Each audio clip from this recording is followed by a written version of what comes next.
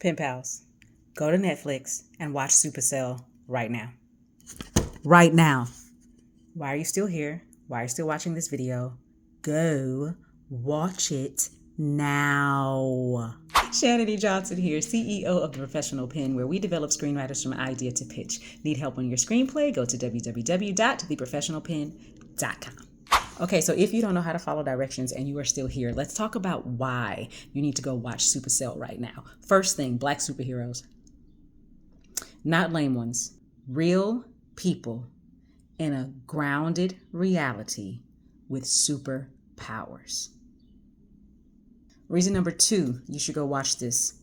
There are only 6 episodes, and they do so much. So for those of you who feel like you can't get your point across in less than 200 pages, go watch this show.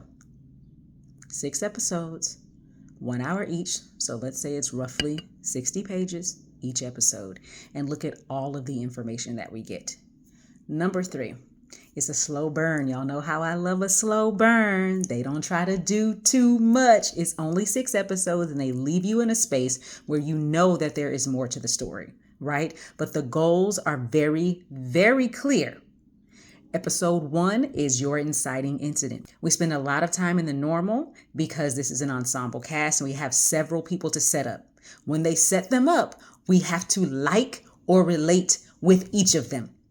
And they take the time to make sure that we do that before the onset of their powers. Episode 2, now I got to figure out what's going on with these powers. Each of them has a person that they can talk to. I tell my clients often, if you really want us to know what's going on with our characters, you have to give them a person that they trust. You have to give them a person that they can be vulnerable with. Each of these cast members has a person. So we get to learn a lot about what they're thinking and what they're feeling about this new phase in their lives. Another reason you should watch is because the entire premise is based on one of the main characters needing to save his fiance. They give us 5 minutes to invest in them, and they do it well. When the episode first opens, we get a little tease, and then we meet our protagonist and his woman.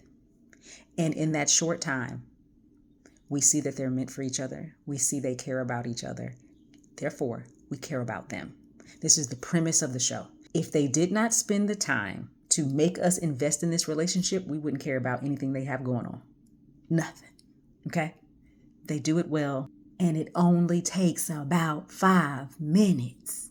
Number 4, another reason to watch is because there is an ensemble cast, there are several storylines that we're following. And as I always say, if those storylines never intertwine, never connect, never crash into each other, then what we're watching is 5 different movies at the same time versus one movie whose characters come together to get something done, right?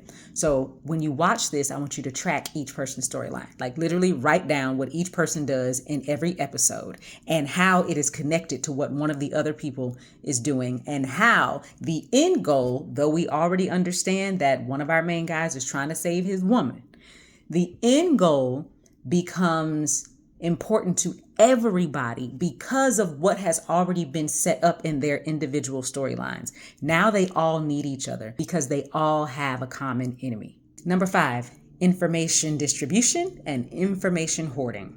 There are 6 episodes. It's a slow burn, but we learn something new in each episode that helps us to put the pieces together. We aren't told up front how their powers are activated. If you're paying attention, you can figure it out. If you haven't paid attention, they eventually tell us in one of the later episodes. What we do not learn, we can make some assumptions because we've seen movies about superheroes before, but what they do not tell us in this season is why the bad guy wants them. Of course, we assume the bad guy wants them because they're superheroes and they want to test on them, blah, blah, blah, blah, blah. But to what end? What is the end goal? We don't learn that in this season. So they're going to have to give us that information in the next season if we're going to continue to look at the bad guys as the big bad, right? They're only the big bad if we really understand what their end goal is, and we don't have that information yet. But even though we don't have that information, there were still enough conflicts happening. There were still enough complications happening for me to be invested in them figuring out who the big bad was, for me to be invested in them reaching their goals. We are ahead of them because we know who the big bad is. We have seen them. We are watching them track our characters, so we know that they exist. And again, if you're paying attention, you also know who the lead boss person is for the big bad. I enjoyed every minute of this show. I didn't want to go to sleep because I wanted to finish it out, and now I'm mad that it's over. That's what happens when you really like a show. So go watch it, come back, tell me how you feel. And turn on your captions, your subtitles, all of them. Okay? Happy writing. The professional pen. The professional